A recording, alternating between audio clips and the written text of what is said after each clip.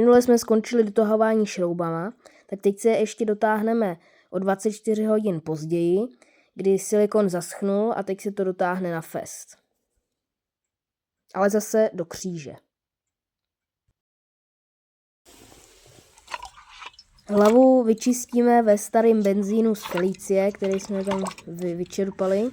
A se krásně takhle vyčistí hlava i válec. Štětkou se to ještě vyčistí, ono to povolí ten gumasfalt, tak to půjde třeba trochu dolů. No a teď to zapálíme, aby se to vypařilo. No to trochu ten schoří, ten benzín, aspoň to nebude smrdět. Takže mám pěkný fireroom.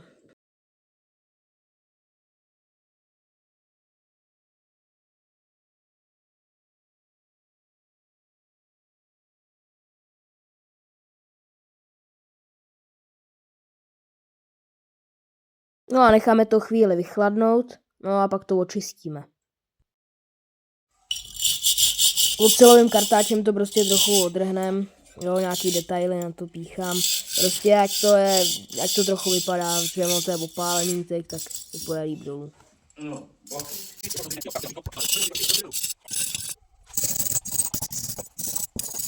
No a to samý samozřejmě i s hlavou, taky si musí očistit.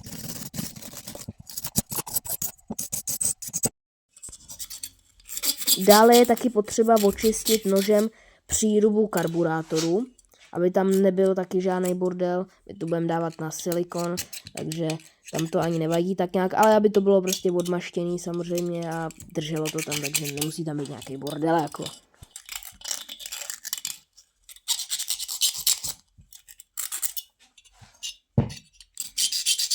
No a to samý samozřejmě i na válci je potřeba udělat.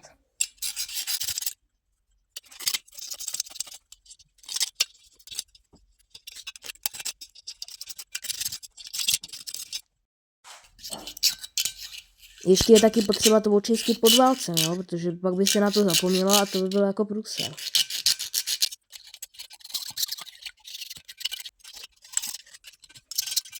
No a půjdeme nasadit písní kroužky. Jako vždy musí se to namazat, aby tam prostě vpadly bez problému. No a prostě se tam dá jeden kroužek, pak druhý a pak třetí.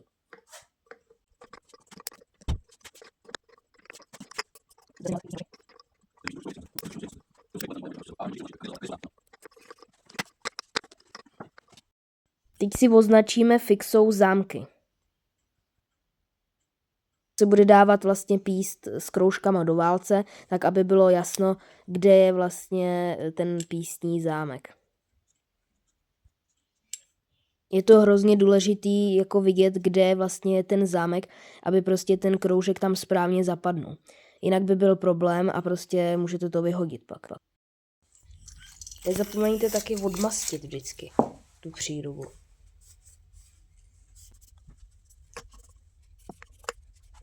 No a pokud teda je odmaštěno, no tak si napatláme silikon.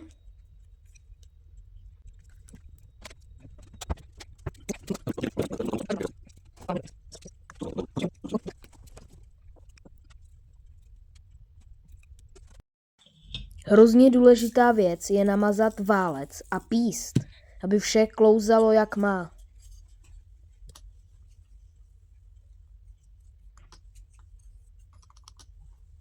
Ideální je, když máte dva lidi, že vám jeden podrží kroužek a druhý posouvá vlastně válcem. No a tady to vlastně můžete vidět, že jeden vlastně vždycky stlačí ten kroužek a ten druhý posouvá válcem.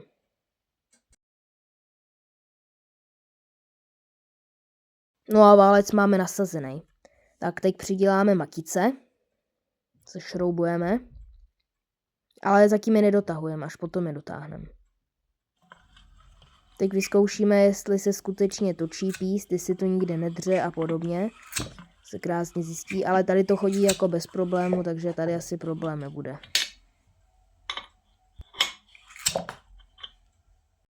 Měděný těsnění natřeme měděnou vazelínou a můžeme ho dát vlastně na válec. To samý samozřejmě i se šroubama, ty se taky natřou měděnkou.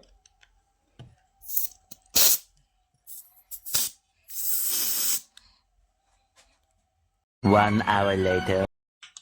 Uběhnul nějaký čas a silikon už zaschnul. Teď vlastně se dotáhnou šrouby jako na fest, ne samozřejmě vyloženě na fest, ale dotáhnou se tak vlastně, že ten silikon teď vytvoří vlastně takovou gumu a bude to těsnit. Vždy teda dotahujeme šrouby do kříže.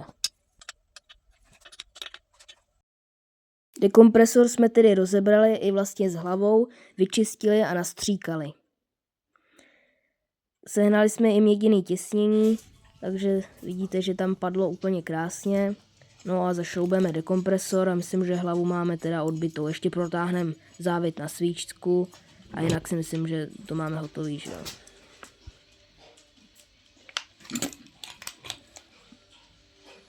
Tak. Dekompresor chodí úplně jako máslo.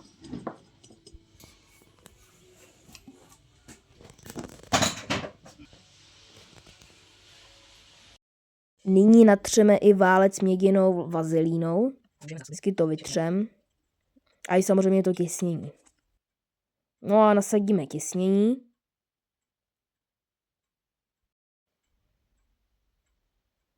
Teď vlastně nasadíme hlavu na válec.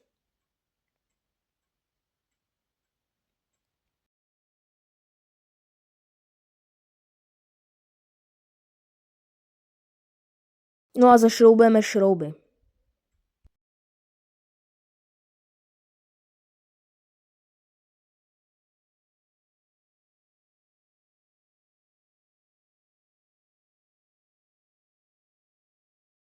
Šrouby na makovici opět zase dotahujeme do kříže. Tady to je vlastně krásně vidět do kříže.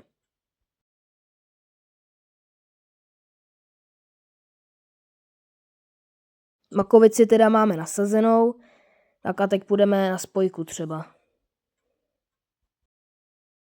Myslím si, že to vypadá docela jako zatím pěkně. Spojku namažeme celou převodovým volejem PP90.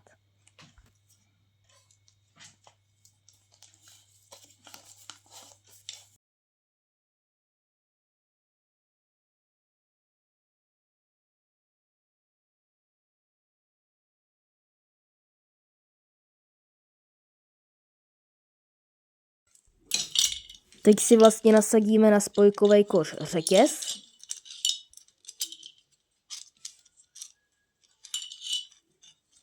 A spojkový koš se řetězem nacpeme na křídel. Vyzkoušíme, jestli se vlastně točí. Tady evidentně ano. Můžeme tedy nasazovat řetězku. Samozřejmě namažeme jako vždy. Důležitý.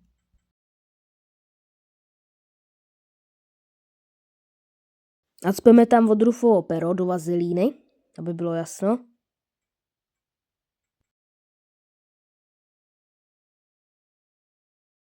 No a teď se tam nasadí řetězka.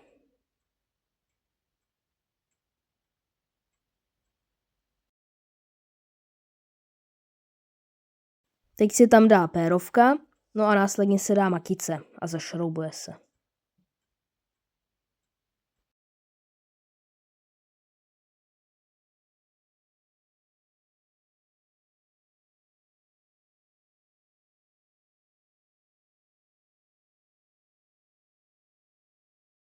Teď se zadělá pojistka.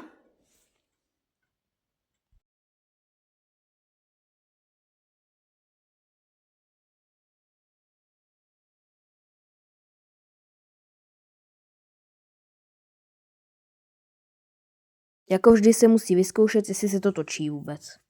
A v tomto případě se to opět zase točí.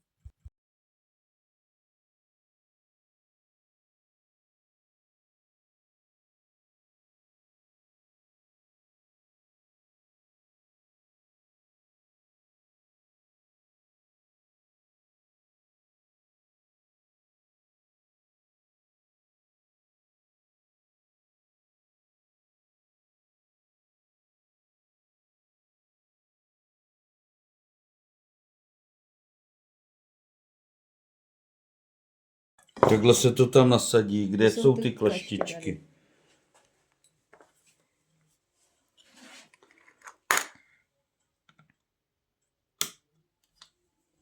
Je to tam. Tak a tady schválně to teda zkontroluj.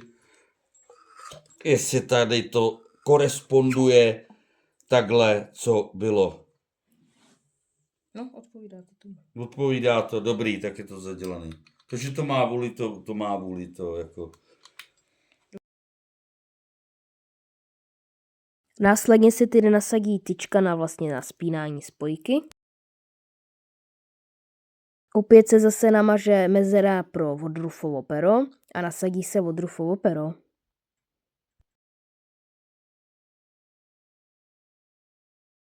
Teď se nasadí dolní část spojkového koše.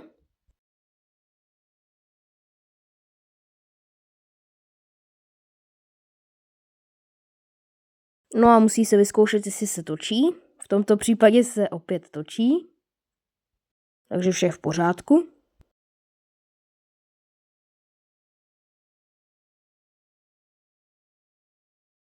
Zašroubuje se matice. Tady bacha, tady je obrácený závit, kdybyste se divili. Samozřejmě se to musí dotáhnout.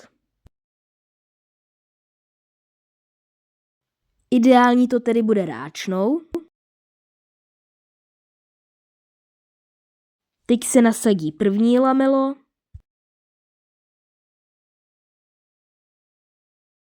Teď se nasadí mezilamelo. No a teď se nasadí druhý lamelo.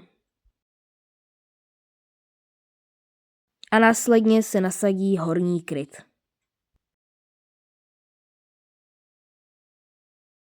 Teď se musí spojka seřídit. My jsme to tady zhruba měřili otáčku šroubu, zhruba 5,5 mm vlastně od té spojky.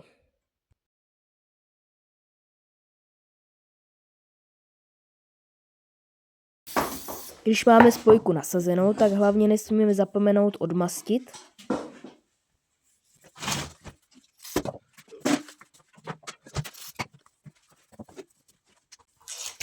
No a teď to zase opět namažeme silikonem, to už znáte.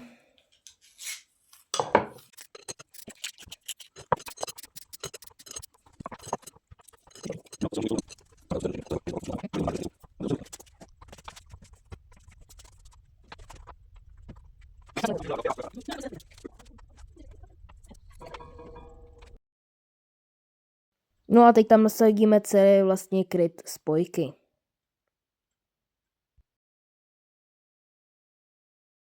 No a zašroubujeme samozřejmě šrouby.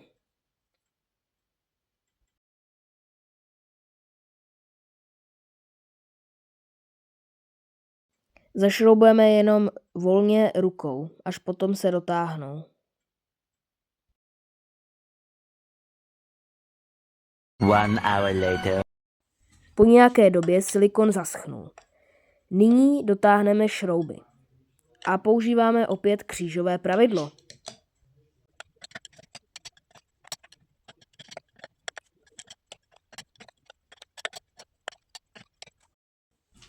Vyzkoušíme, jestli spojka funguje. Tady evidentně se hejbe, takže asi fungovat bude.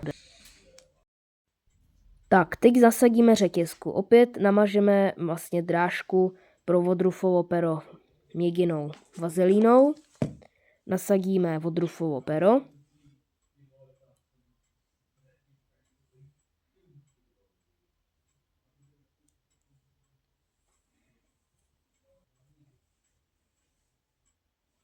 No a teď nasadíme vlastně rozetu.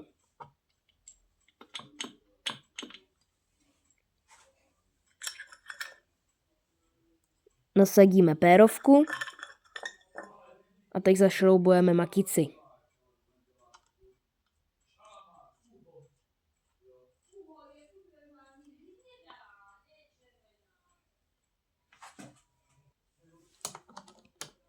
Dotáhneme ještě.